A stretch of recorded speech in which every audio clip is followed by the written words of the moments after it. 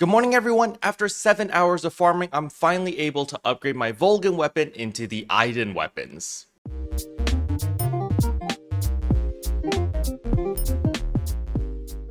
So as we can see over here, we managed to farm 165 Juvlog Vault 2s, as well as gain quite a lot of Juvlog Vault 1s. I was actually at like a 300 before I started farming, simply because I was spamming the LTQ last week, but nevertheless, we were still able to basically get like 254 Juvlog Vault 1s in the time that it took to get 165 of the 2s, which is definitely pretty nice.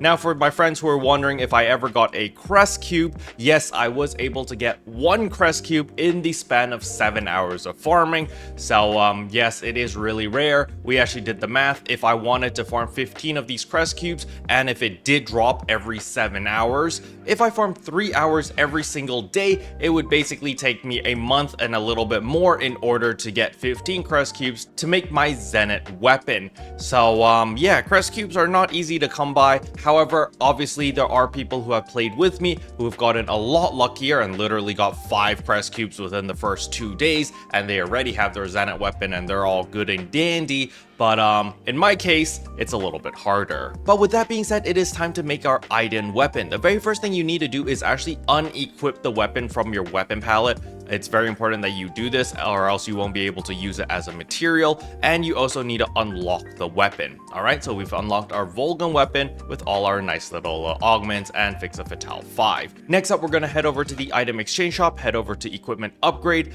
and equipment upgrade to augment transfer. Once you're here, we're going to go over to the katana category, and you can see right here there is the Einden katana. Click on this, and we're going to use the first recipe, which requires a Volgan katana, as the second recipe requires a Juvlog katana. Alright, so we're going to do this. You can see our weapon pops up now, and then we're going to put in our, how many was this? 800 prograde grinders. You can put a lot more than 800 now. There used to be a cap of 999. However, they have removed that cap. As you can see here, I've actually put 23,000 of these prograde grinders. Don't worry, they'll only deduct 800 out of my 23,000, so you don't have to put the exact number. Then we put in our 300 Juvlog Vault 1s, as well as 150 Juvlog Vault 2s. We're going to click confirm, and as you can see here, it will upgrade it to an Einden katana. Everything transfers over, so our fixa, our weapon potential, all of our augments, our enhancement, and if you do have a color variant, that will also transfer over. However, the color will change dependent on what the color variant of that specific weapon is, so just keep that in mind. Anyway, we're gonna say yes, and boom, item has been upgraded. So as we can see right here, we now have our Einden katana. Immediately lock the weapon so you don't accidentally lose it. Then we're gonna equip it. For me, I actually have 3 weapon slots because I have one for the bow over here, which since it is multi-weapon, you can see right here, we're gonna put weapon action, and then I will be putting ceaseless draw here. And then as for this, I do not use that, I use iris scale. And there we go, my weapon palette is back, weapon is locked. We can put this back into our material storage, and let us take a quick look at our battle power. You can see that our battle power has increased. We are now at 4,724. So life is looking pretty good. My HP is 1,957 and my PP is 1,807.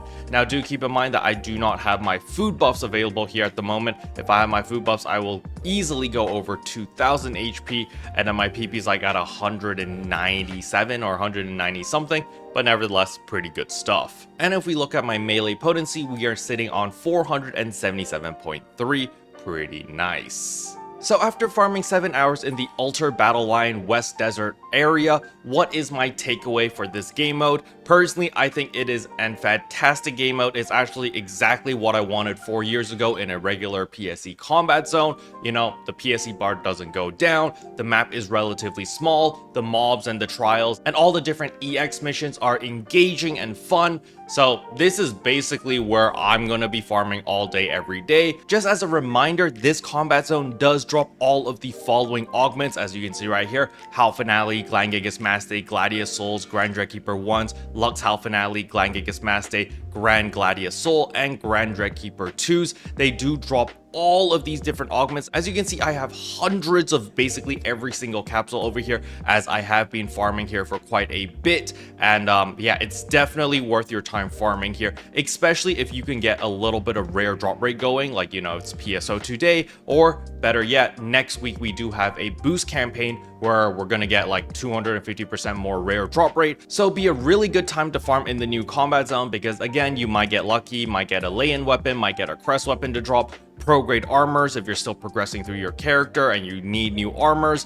Of course, we get the pro grade Vances, which you're going to need to upgrade your armors into the XQ armors as well. You got the Juvlog Volt 1s, Juvlog Volt 2s to upgrade your Juvlog weapons into the Volgan, into the Einden. And then of course we have Cres Cubes if you want to upgrade your Cres weapons into the Zenit weapons, and then Joindia capsules, as well as all those other capsules I just listed earlier. It's a win-win situation, man. It literally drops everything you need to hit endgame. So all you need to do is just farm in this one singular area and you're good to go. And on top of all of that, what I really like about this combat zone is obviously there's no way to mess things up. People aren't going to get mad at you for, oh, you're playing the game wrong, you should be doing this strategy, that strategy. It's just, no, you see the enemies, you just kill everything. So super straightforward, super easy. And yeah, this is literally the perfect combat zone. Now, I do know some people are kind of curious on what the weapon potential is for the Einden weapon. It is potency plus 55%, crit rate plus 5%, PP consumption minus 10%, damage resistance plus 10%, increased photon blast gauge when attacking plus 10%, and this is the new one. Recovers 4% HP every 10 seconds, starts 10 seconds after being equipped. This is absolutely amazing.